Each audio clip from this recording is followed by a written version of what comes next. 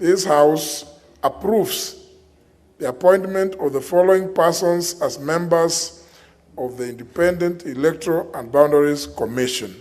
Thutha wa kuhĩtũkio nĩ ambunge mũthenya wa ira, rĩu President Uhuru Kenyatta nĩ akindĩrĩte kwamũrwo kwa makomishna na kũihũria mathenya mana kamĩtĩ-inĩ ya ithurano na mĩakanio IEBC.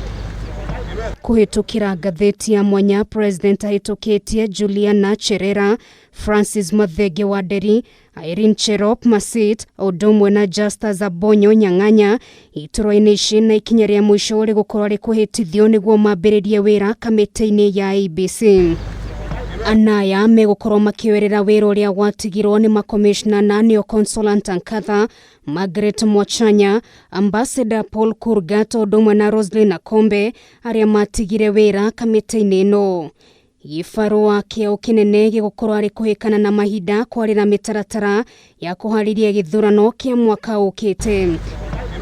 Mũthenya wa ira hĩndĩ ya gĩikaro kĩa mwanya mbunge-inĩ, ambunge nĩ marahinyĩrĩirie makomishna othe mũgwanja metĩkĩre kũrutithania wĩra na njĩra ya hamwe nĩguo gũkinyanĩria gĩthurano kĩrĩ na ũma na waragania.